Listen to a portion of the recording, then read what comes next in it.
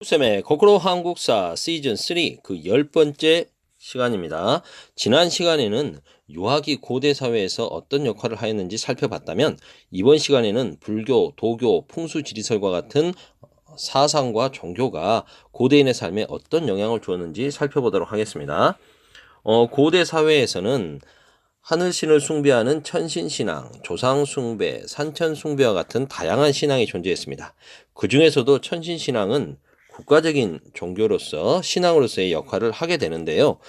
청동기 시대에 천선 사상이 등장한 이래 지배층의 권위를 강화시켜주고 국가의 성립 과정에서 지배 권력을 뒷받침해주는 그 근거가 되었던 게 바로 하늘신이었다는 거죠. 천신이었습니다. 왜냐하면 여러분이 잘 아시다시피 당군의 아버지가 누굽니까?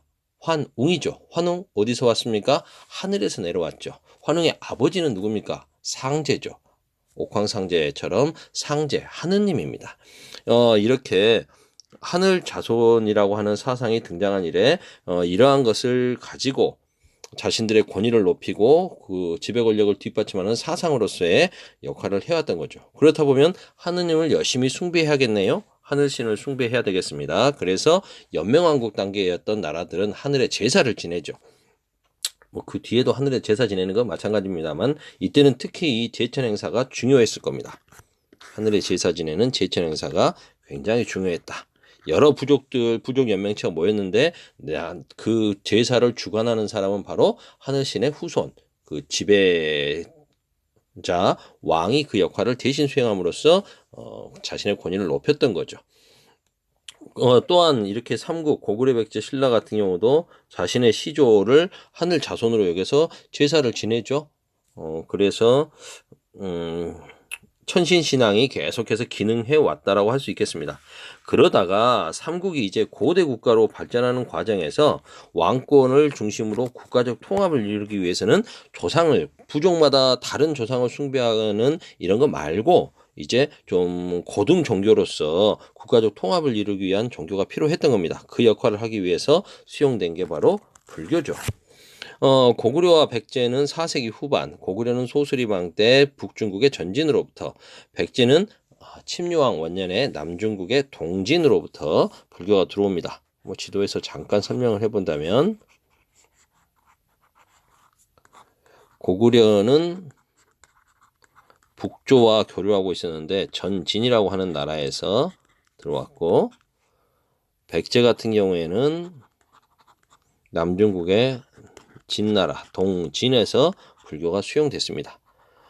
신라 같은 경우에는 중국과 직접적으로 교류할 수가 없었기 때문에 신라의 경우에는 고구려를 통해서 불교가 전파가 되는데요. 신라는 이미 5세기 때 불교가 들어왔습니다. 뭐 아도라고 하는 사람, 무코자 또는 아도라고 불리는 사람이 들어와서 전해줬지만 귀족들의 반발, 토착신앙의 힘이 셌다는 거죠. 왕권이 그만큼 약했다는 걸 겁니다. 그러다가 6세기 와서 2차 돈의 순교를 통해서 법흥왕 때 비로소 공인이 되죠.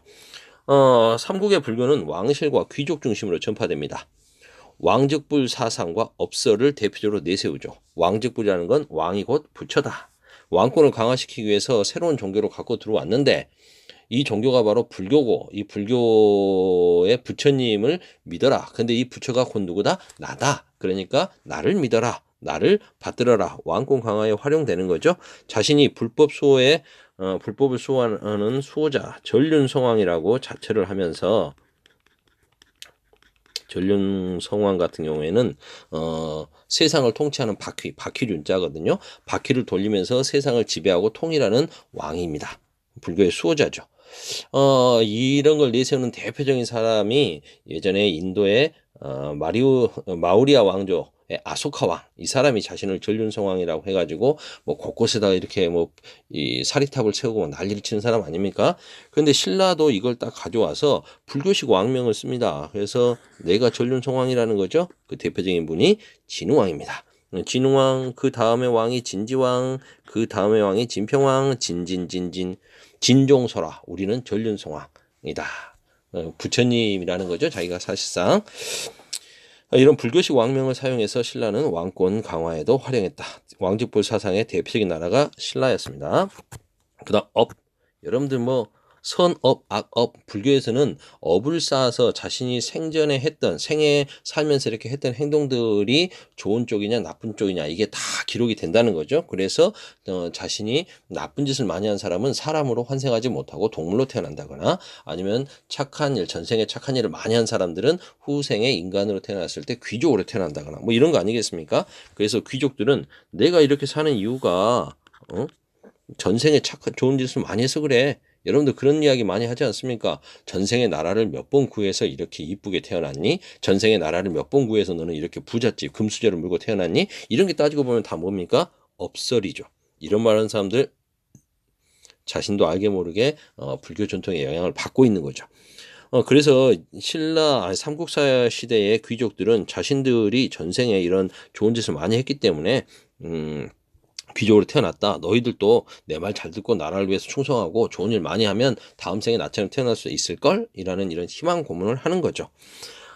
불교 행사를 통해서 국가의 안정과 번영을 기원하고 개인의 윤리의식, 아까 업설 있죠? 윤회 사상을 통해서 윤리의식을 높이고, 불교와 함께 중국과 서역의 문화들이 들어옴으로써 고대 문화 발전에 큰 영향을 주었던 게 불교입니다. 이제 신라가 삼국을 통일했습니다. 삼국 통일 과정에서 이제 귀족과 왕실 중심의 불교가 이제 대중화됩니다. 그만큼 불교 사상에 대한 깊이도 있어지지만 불교가 대중화됐다는 게 굉장히 큰 의미가 있을 것 같아요. 생각해 보십시오. 삼국 통일 전쟁 과정에 얼마나 많은 사람들이 죽었습니까? 이 사람들을 좀 위로를 해줄 필요도 있었겠죠. 이때 큰 역할을 하신 분이 원효와 의상입니다. 원효는 불교 이해 수준이 굉장히 높아서 대승 기신론소, 금강 삼매경론 등의 방대한 저술을 한 것도 있지만, 이분은 당시 이렇게 교종 종교가 교리를 중심으로 불교를 연구하고 해탈을 추구하는 교종이 굉장히 여러 개가 만들어지면서 대립이 심했습니다. 이거 통합하자고 주장을 하는 거죠. 일심 한 마음. 그리고 이분은 불교 대중화에도 굉장히 기여했는데, 여러분들 종교를 왜 믿는다고 생각하십니까? 신이 계신다면 제 소원을 들어주세요. 저 너무 지금 삶이 힘들어요. 신이시여 다음 생에서는 또는 죽고 나면 저 천국에 보내주세요. 극락에 보내주세요. 이런 게 아주 단순한 서민들이 종교를 신앙생활하는 이유라고 한다라면 바로 그 부분을 파고 들어간 승려가 원효입니다. 사람들에게 묻습니다. 야, 너 불교 믿고 싶은데 왜 믿는 거야? 전 좀 노비로 살아서, 저는 백성으로 살아서 너무 힘들어요. 다음 생에는 귀족으로 태어나고 싶어요. 저 죽으면은 극락 가고 싶어요. 아, 그래? 그러면 너 이거 하나만 어떻게 해야 불교를 극락 갈 수 있냐면 이거 하나만 하면 돼. 극락을 지배하는 부처님이 아미타 부처님이거든. 그러니까 아미타 부처님을 믿고 따르겠습니다. 아미타 부처님을 믿고 따르겠습니다. 나무 아미타불만 해라라는 거죠. 이 신앙이 바로 아미타 신앙입니다. 나무 아미타불. 그랬더니 백성들이 말하는 거죠. 이제 저는 죽어서는 극락 가겠네요. 근데 살아서는 제 소원 들어주는 부처님은 없나요? 바로 그때 등장하는 분이 의상스님이죠. 의상스님은 미리 유명을 지어볼까요? 의상스님은 관음신앙을 전파합니다. 관세음 보살을 열심히 외우면 현세에 네 소원 고난을 구원받을 수 있을 거야. 저는 관세음 보살을 믿고 따르겠습니다. 나는 관세음 보살을 믿고 따르겠습니다. 나무 관세음 보살. 그래서 뭡니까? 이거 합치면 나무 아미타불 관세음 보살이 되는 거죠. 이것만 외우면은 살아서는 소원이 이루어지고 죽어서는 극락 간다는데 아주 간단하죠. 백성들, 글을 모르는 백성들도 쉽게 따릅니다. 불교 대중화죠. 의상은 중국까지 유학하고 와서 이제 원효와 의상 이야기 그 부분은 생략할게요. 다 아시죠? 해금을 먹었던 원효. 그래가지고 이제 같이 유학을 가다가 가지 않고 돌아와서 자기는 해탈했으니까 바로 불법 전파에 이르렀던 분. 그러지 않고 중국까지 이제 가서 열심히 화엄종 공부하고 와서 우리나라의 화엄 사상을 전파하신 의상. 의상 이야기는 경상북도가 굉장히 관련이 깊죠.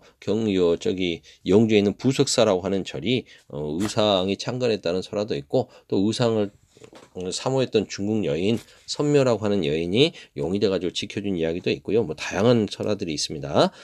이분은 돌아와서 어려운 화엄종에 대한 내용을 간단하게 그림으로 설명해 줍니다. 그게 바로 화엄 일승 법계도죠. 화엄 사상은 모든 존재가 서로 의존하면서 조화를 이룬다는 사상이거든요. 이건 당시 화합을 추구하던 통일 이후의 신라에게 필요했던 그 시대상을 반영하는 거죠. 지금 통일 신라에 필요한 사상은 뭐다? 서로가 화합하는 바로 화엄종이다.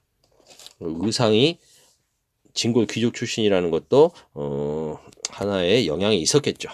관련이 있을 것 같습니다.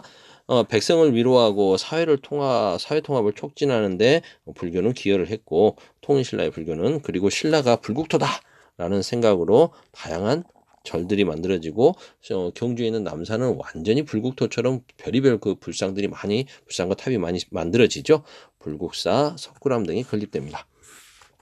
신라말 선종의 유행. 이거 선생님이 이걸 3분 안에 끝낼 수 있을까요? 끝내기 힘들 것 같은데 이 부분은 안타깝지만 자르겠습니다. 다음 시간에 한 5분 정도 더 하도록 할게요. 오늘은 여기까지.